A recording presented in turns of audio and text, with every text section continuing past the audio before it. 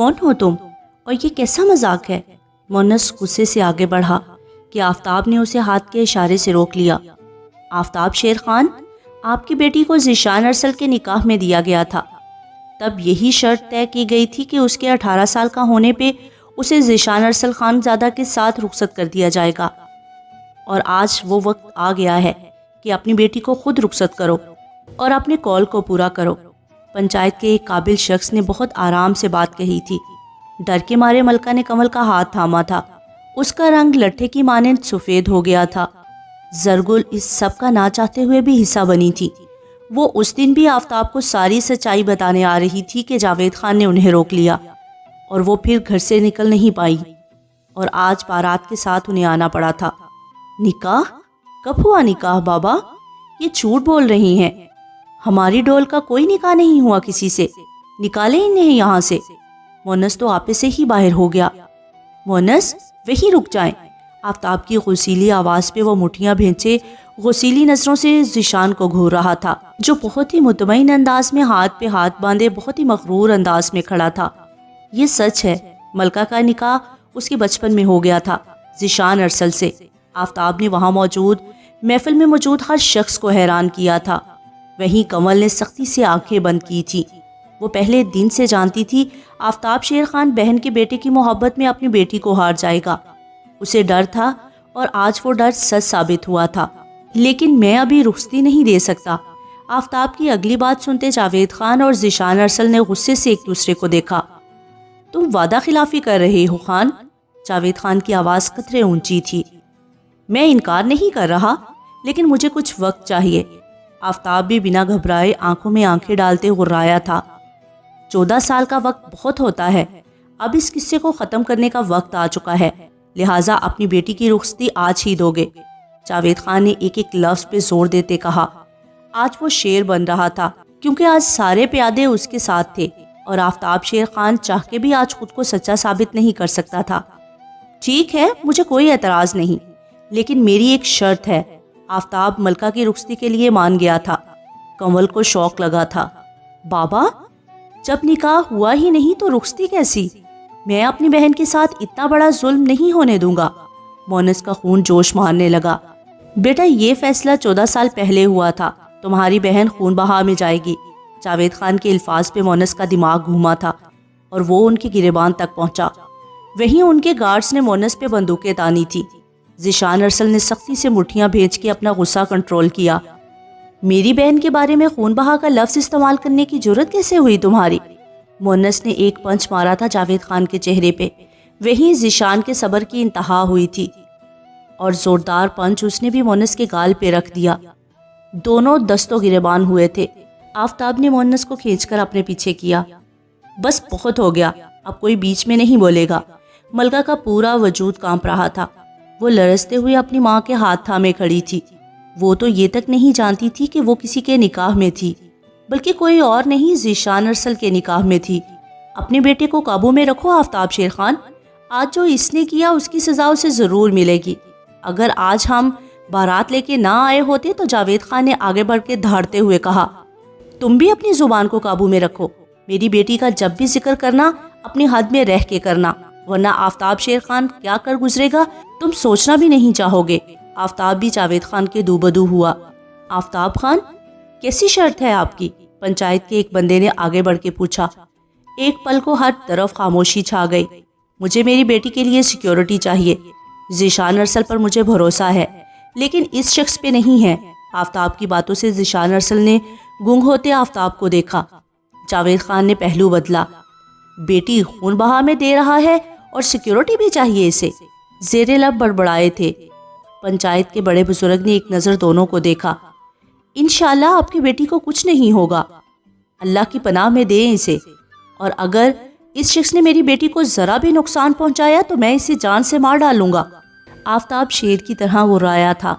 दूसरी तरफ कमल ने गाल पे आए आंसू साफ किए थे।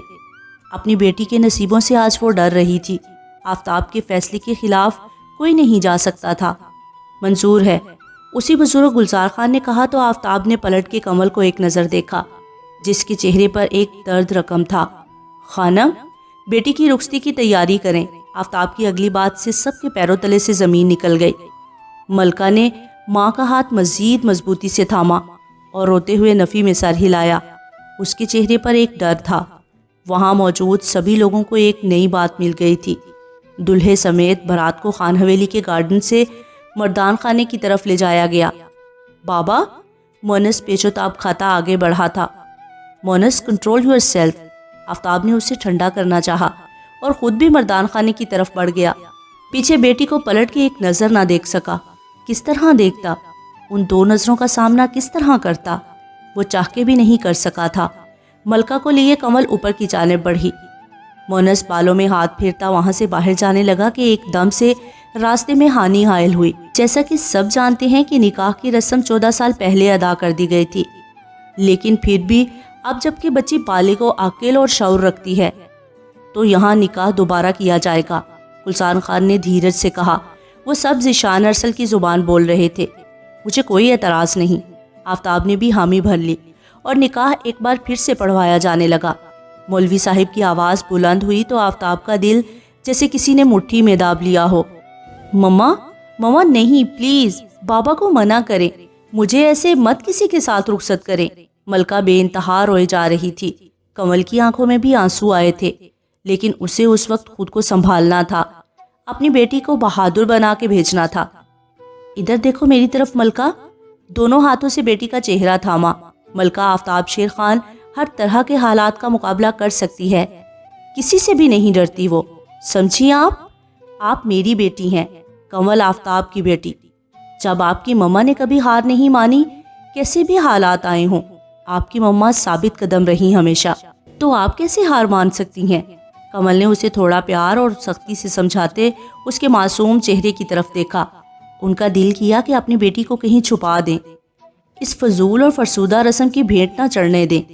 ملکہ ماں کے گلے لگی بری طرح رو دی۔ مما، مجھے آپ کے پاس رہنا ہے، آپ کے ساتھ، بابا اور بھائی کے ساتھ، پلیز مجھے خود سے دور نہ کریں۔ ملکہ کی وہی ایک بات۔ اسی وقت تبسم بیگم بھی اندر داخل ہوئیں۔ ملکہ یہاں آؤ میری بچی۔ انہوں نے بہت ہی شفقت سے اسے پکارا کہ وہ بھاگتے ہوئے ان کے سینے سے جا لگی۔ دادو، پلیز سمجھائیں نہ انہیں، مجھے مت اس طرح بھیجیں کسی کے ساتھ، ملکہ نے اب کی بار ٹوٹے لہجے میں کہا تھا۔ کمل، میری بچی کے ساتھ میں یہ ظلم نہیں ہونے دوں گی۔ آفتاب کا یہ اکیلے کا فیصلہ ہے، وہ کسی اور کے کیے کی سزا میری بچی کو نہیں دے سکتا ہے۔ تبسم بیگم نے روتی ہوئی ملکہ کو سینے میں بھیجتے ہوئے کہا۔ آپ کیسے مقابلہ کریں گی ان سب کا؟ کمل نے آنسو پہنچتے پریشانی سے پوچھا۔ مقابلہ کس نے کرنا ہے؟ ہم یہاں ہوں گے تو مقابلہ کریں گے نا؟ تبسم بیگم ملکہ کو دیکھ کے پیار سے مسکرائیں۔ میں آپ کی بات نہیں سمجھی ماما، آپ کیا؟ کمل کا دل زوروں سے دھڑکا۔ وہی جو 14 سال پہلے ہم نے کیا، شہیر خان زادہ کے ساتھ، دھیرے سے کمل کے کان میں کہا۔ کمل نے حیرت سے بڑی بڑی آنکھیں پھیلا کے تبسم بیگم کو دیکھا۔ یہ آپ کیا کہہ رہی ہیں؟ ایسا کیسے ممکن ہے؟ آفتاب خان، کمل کا دل سوکھے پتے کی مانند لرزا۔ ان کی ماں ہیں ہم، اور ان سے بہتر فیصلہ لے سکتے ہیں اور انہیں ٹکر بھی دے سکتے ہیں۔ تبسم بیگم کے لہجے میں چٹانوں سی مضبوطی تھی۔ دروازے پہ نوک ہوئی تو زرگل ملازموں کے ساتھ نکاح کا جوڑا اور بہت کچھ لیے اندر داخل ہوئیں۔ السلام علیکم، کیسی ہیں آپ خان بیگم؟ زرگل نے تبسم بیگم کو دیکھتے ادب سے پوچھا۔ آج کتنے عرصے بعد دونوں سوتنے ایک دوسرے کے سامنے تھی۔ زرگل اپنے نواسے کی بارات تبسم بیگم کے پوتے کے لیے لائی تھی۔ کیسے رشتے میں بننے جا رہی تھی دونوں ایک بار پھر سے؟ وعلیکم السلام، ہم ٹھیک ہیں، سرد آواز میں جواب آیا۔ یہ شادی کا جوڑا اور ٹھیک ہے، آپ باہر بیٹھے، ہم ملکہ کو تیار کر کے لاتے ہیں۔ تبسم بیگم نے زرگل کی بات کاٹی تو وہ انہیں دیکھتی ملکہ کی آنکھوں میں بہتے آنسو پہ ایک نظر ڈالتی افسردگی سے وہاں سے باہر نکل آئیں۔ اب کیا کریں؟ کمل نے ساس کی طرف دیکھا۔ پہلے ملکہ کا ڈریس چینج کرواؤ، میں ملکہ کو یہاں سے لے کر جاؤں گی اپنے ساتھ، تبسم بیگم نے پختہ لہجے میں کہا۔ ملکہ کی آنکھیں بھی حیرت سے پھٹی رہ گئی۔ اور خان؟ کمل کو آفتاب کا ڈر لگا۔ تبسم بیگم نے ایک دلکش مسکراہٹ سے بہو کو نوازا۔ آپ کے شوہر ہیں، اتنا سا تو ہینڈل کرنا آپ بھی جانتی ہوں گی۔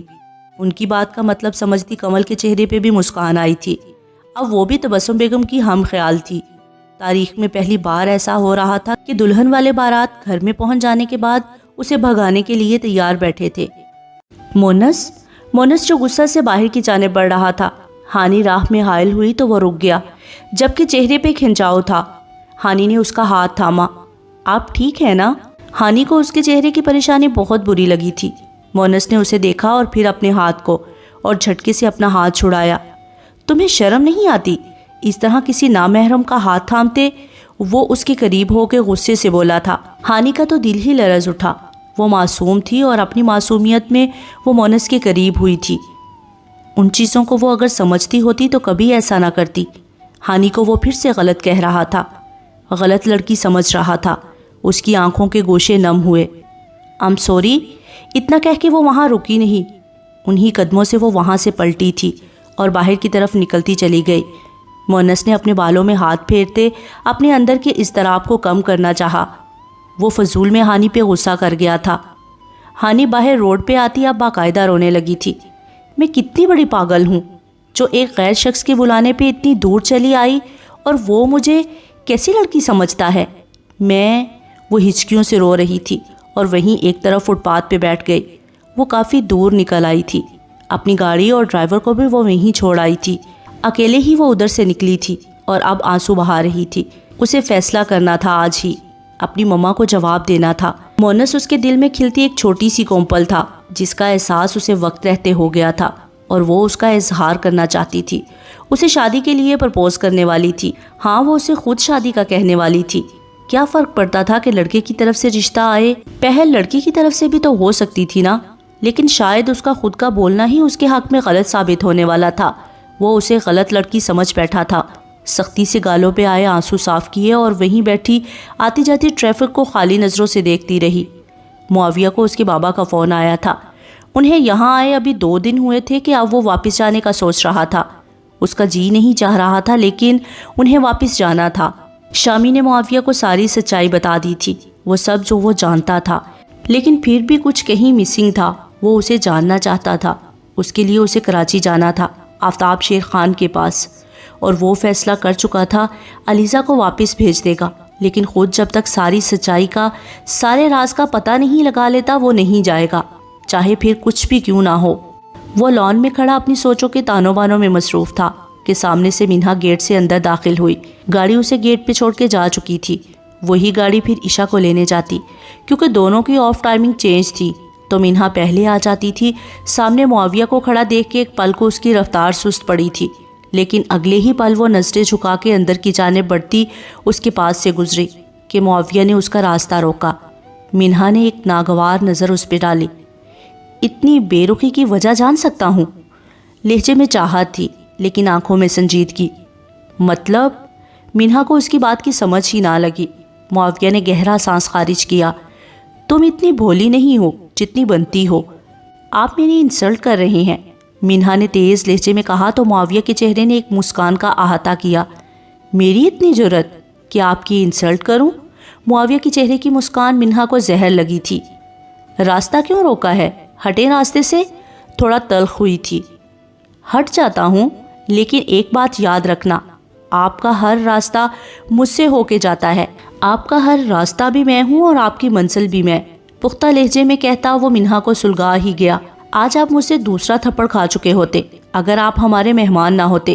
منہا کی بات پہ معاویہ پھر بھی اسے محبت سے دیکھے جا رہا تھا۔ گال حاضر ہے، کم از کم اس بہانے سے چھوؤ گی تو صحیح۔ معاویہ نے مسکراہٹ ضبط کرتے اسے مزید تپایا، اور وہ تپ بھی گئی۔ شٹ اپ، بہت ہی کوئی فضول انسان ہے آپ، غصے سے کہتی وہ سائڈ سے ہو کے آگے بڑھ گئی۔ معاویہ کا کہکہا گونجا تھا جس نے آخر تک اس کا پیچھا کیا۔ نہ جانے کیوں معاویہ کو یہ لڑکی دل و جان سے بھا گئی تھی، یہ جانتے ہوئے بھی کہ وہ کسی کی منگیتر ہے، پھر بھی اپنے دل کو روک نہیں پایا۔ وہ سوچ چکا تھا کہ ماموں سے بات کرے گا۔ منگنی کا رشتہ اتنا بھی پائیدار نہیں ہوتا کہ ٹوٹ نہ سکے، اصل رشتہ نکاح کا بندھن ہوتا ہے۔ نکاح کرے گا وہ سیدھا، اس لیے اس کا دل مطمئن تھا، اور آگے کی پلاننگ کرتا وہ اب کراچی جانے کا فیصلہ کر چکا تھا۔ منہا اندر روم میں آئی تو اس کا دل ابھی تک دھڑک رہا تھا۔ اپنے دل کے مقام پہ ہاتھ رکھا اور زور سے آنکھیں موند لی۔ آنکھوں میں معاویہ کا چہرہ ہی لہرایا تھا۔ اس نے اپنا دل ٹٹولا، کہیں بھی وہاج نظر نہ آیا۔ ایسا کیسے ہو سکتا ہے؟ اس کی آنکھوں سے آنسو بہہ نکلے۔ میں ایسا کیسے کر سکتی ہوں؟ یہ سب غلط ہے، مجھے خود کو روکنا ہوگا۔ بابا نے کتنے من سے میرا رشتہ فضا پھپھو کے گھر دیا ہے اور میں ان کا سر نہیں جھکا سکتی۔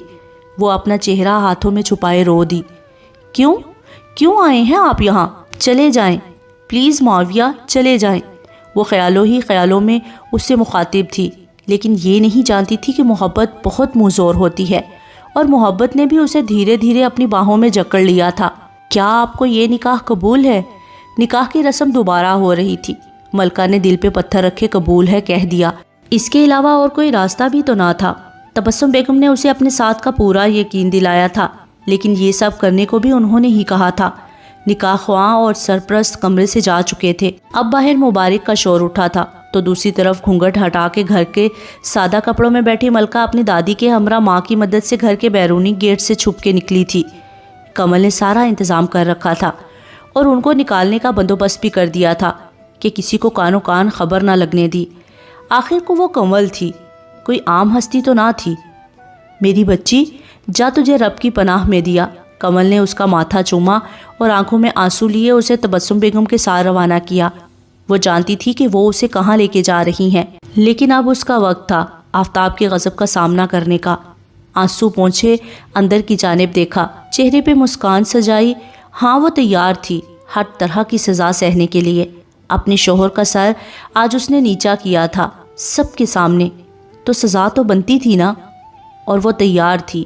لیکن ماں کی ممتا کو ہارتا نہیں دیکھ سکی وہ۔ اس کا دل مطمئن تھا۔ وہ اندر روم کی جانب بڑھی، کافی دیر یوں ہی اکیلے بیٹھی رہی، پھر وقت دیکھ کر باہر نکلی کہ اسی لمحے آفتاب شیر خان اس کے قریب آیا۔ خانم، ملکہ کو لے آئیں، آفتاب نے کمل کو اپنے پاس بلاتے کہا۔ کمل نے ایک نظر آفتاب پہ ڈالی جو ضبط کے کڑے مراحل سے گزر رہا تھا۔ انتظار کریں، کمل نے سنجیدگی سے کہتے قدم آگے بڑھا دیے۔ کیا مطلب؟ وہ تیار نہیں؟ آفتاب نے اسے روکا۔ آپ کو پتا ہونا چاہیے ایک دلہن کو تیار ہوتے کتنا وقت لگتا ہے، تھوڑا انتظار کریں۔ کمل نے جس انداز میں کہا تھا آفتاب کو اس کے انداز سے سخت کھٹکا لگا۔ وہ بنا ایک پل کی دیر کیے اندر کمرے میں گیا تھا، پر کمرہ چھان مارا، لیکن وہاں ملکہ کا نام و نشان تک نہ تھا۔ آفتاب نے حیرت سے اسے دیکھا۔ آفتاب کی آنکھوں میں بے یقینی تھی۔ ملکہ کہاں ہے کمل؟ آج کتنے عرصے بعد اس نے اسے خانم کی بجائے کمل کہہ کر پکارا تھا۔ کمل بھی دل بڑا کیے خاموش کھڑی رہی۔ آفتاب اس کی خاموشی کا مطلب سمجھ گیا تھا، لیکن اس کے لیے اس سب پہ یقین کرنا بہت مشکل ہو رہا تھا کہ اس کی کمل بھری محفل میں اس کا سر جھکا دے گی۔ وہ غصہ سے اس کی جانب بڑھا کہ کمل نے ڈر کے مارے آنکھیں بند کر لی۔ وہ چاہ کے بھی اسے کچھ نہ کہہ سکا، وہ آج بھی اسے کچھ نہ کہہ سکا۔ تم جانتی ہو کمل، مجھے تم پہ بھروسہ کرنا ہی نہیں چاہیے تھا، تم میرے بھروسے کے لائق ہی نہیں۔ برسوں پہلے بھی تم نے میرا مان توڑا، میرا بھروسہ توڑا، اور آج بھی۔ آفتاب کے دل چیر دینے والے الفاظ پہ کمل کے دل کی دھڑکن ساکت ہوئی تھی۔ خان، کمل کے صرف لب ہلے تھے جبکہ آواز نے ساتھ چھوڑ دیا تھا۔ آفتاب نے رخ بدل لیا۔ آج بھری محفل میں سب کے سامنے سر جھکے گا اور وجہ صرف تم ہوگی، اتنا کہتے وہ جا چکا تھا، جبکہ کمل کی آنکھ سے 2 آنسو بہہ نکلے تھے۔ وہ آفتاب کی تکلیف سمجھتی تھی، لیکن کیا کرتی؟ وہ اپنی معصوم بچی کو خون بہا میں کیسے دے دیتی؟ اس کا دل اتنا بڑا نہیں تھا کہ دل پہ پتھر باندھ لیتی، اس لیے اس نے شوہر کی ناراضی مول لی۔ کیا ہوا؟ اتنا وقت کیوں لگ رہا ہے؟ جاوید خان نے منہ بناتے گھڑی پہ وقت دیکھتے پوچھا کہ تبھی آفتاب شیر خان مردان خانے میں داخل ہوا۔ سب کی نظریں اس پہ اٹھی۔ جیسا آپ سب نے چاہا ویسا ہی ہوا ہے، نکاح دوبارہ کروایا، لیکن رخصتی کے لیے مجھے تھوڑا وقت چاہیے۔ آفتاب کمر پہ ہاتھ باندھے ایک ایک لفظ پہ زور دیتے بولا تھا۔ کیسا وقت؟ جب 14 سال پہلے طے ہو چکا ہے تو پھر اب بھی وقت چاہیے؟ نہیں خان، رخصتی آج ہی ہوگی، ابھی ہوگی، اسی وقت ہوگی۔ جاوید خان بھڑک اٹھا تھا، جبکہ ذیشان آفتاب کے چہرے کے زاویے نوٹ کر رہا تھا، کیونکہ ابھی تک جو شخص رخصتی کے لیے راضی تھا اچانک سے وہ کیسے پیچھے ہٹ سکتا تھا؟ یقیناً کوئی اور وجہ تھی۔ بیٹی میری ہے تو یہ فیصلہ بھی میرا ہوگا کہ رخصتی کب کرنی ہے، سمجھے تم؟ آفتاب خان کہاں کسی کی سننے والا تھا جو جاوید خان کی سن لیتا۔ جاوید خان نے پہلو بدلا اور پنچایت کے آدمی سے بات کرنے لگا۔ سبھی میں چہمگوئیاں شروع ہو گئی، لیکن آفتاب شیر خان کو پرواہ کب تھی؟ وہ اپنا ہر فیصلہ اپنی من منشا سے لینے والا تھا، ذیشان ارسل اپنی جگہ سے اٹھا تھا اور دھیرے دھیرے چلتا آفتاب شیر خان کے سامنے آن کھڑا ہوا۔ دونوں کی نظروں کا تصادم ہوا۔ بھاگ گئی ہے یا بھگا دی ہے؟ ذیشان ارسل کے الفاظ نے آفتاب کو زمین پہ لا پٹخا۔ وہ کیسے جان گیا تھا؟ کیا ہوا؟ جھٹکا لگا؟